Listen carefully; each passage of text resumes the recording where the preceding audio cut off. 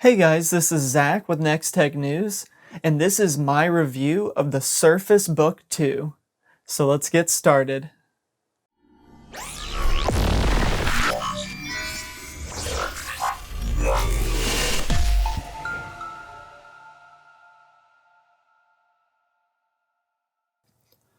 The model I have here is the 13-inch Surface Book 2 with the i7-8650U, 8GB of RAM, 250GB of SSD storage, and a GTX 1050 GPU.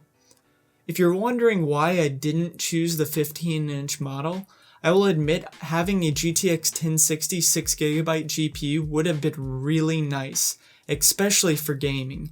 However, the 15-inch Surface Book is honestly just too big for my tastes. It's 12% larger, which doesn't seem like a lot, but it is also half a pound heavier, and for me, these two factors just made the 15-inch model feel too big and not as portable as the 13-inch model.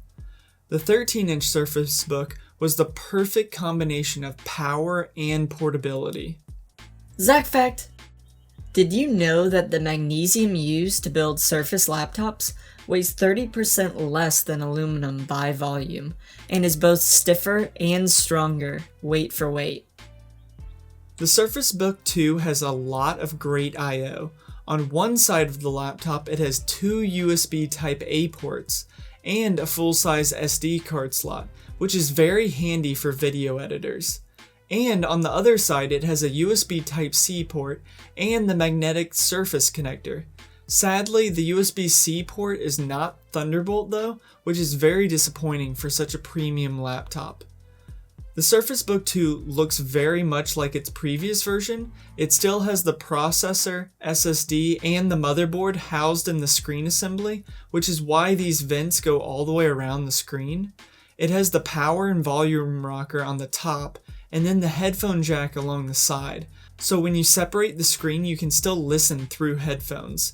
Sadly, there is no USB anywhere on the screen though, which is a disappointment honestly. It would be really nice to still be able to plug in a flash drive or something into the Surface Book, even when it's disconnected from the base. They have redesigned the hinge though, which in my opinion looks no different, but I would say it certainly has less screen wobble than the previous version, and it also allows the laptop to be opened with one finger now, which is great. The display on this computer is beautiful. It is a 3:2 aspect ratio display with a 3000 by 2000 resolution. That comes out to 267 pixels per inch, which is more than its biggest competitor, the MacBook Pro, that only has 227 pixels per inch. The 3:2 aspect ratio is definitely different than most laptops' 16:9 aspect ratio, being that it is a little taller. I really like the ratio because for video editing, it gave me a little bit extra room for effect toolbars and the timeline than normal laptops would. The only thing I wasn't a big fan of when it came to the display was the glare you got on it. This, however, is a common complaint with most laptops. I don't understand why no one puts a matte finish on their laptop displays. Laptops are portable and end up being used outside all the time, where the glare ends up being terrible. The Surface Book 2 has front-facing speakers, which is again a very nice addition. They don't get super loud, but they do create pretty good separation, and overall I would say they are a very nice speaker arrangement. The Surface Book 2 also has a camera on the front and the back of the laptop. The front-facing camera is a 5 megapixel 1080p webcam, which is great for one of my favorite features for unlocking this laptop, which is Windows Hello. And it provides very decent webcam quality, especially compared to the MacBook Pro's camera. So I'm just testing out this webcam. I'm not really sure how it sounds, but I guess maybe I'll just edit over this and then you guys can see how it sounds.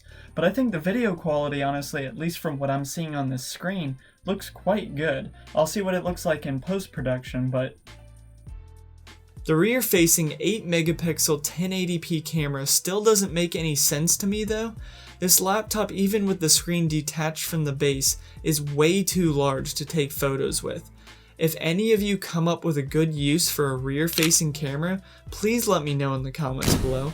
I personally think it should just be moved to the front to replace the 5 megapixel camera, but again, let me know in the comments below. Speaking of the rear of the laptop, the one thing I wish Microsoft would change is the mirror finish on the Windows logo. It is just such a fingerprint magnet, and I definitely think like a matte finish or something like that would just look so much better. The keyboard on the Surface Book is very good in my opinion. After using the butterfly switches on my fiance's MacBook, it is very refreshing to use a keyboard with actual key travel. By no means am I a typist, but I certainly enjoy the typing experience on this Surface Book. The touchpad was also great. It's not quite as good as an Apple touchpad, but it's leaps and bounds better than most other Windows laptops. It is decent sized and glass, which are 2 pluses in my book. No pun intended. Although the Surface Book 2 looks like a laptop, it is more than just a laptop, it is a convertible. There is the clipboard mode, my personal favorite and my most used mode. The tablet mode, although it's a pretty thick tablet because of the hinge.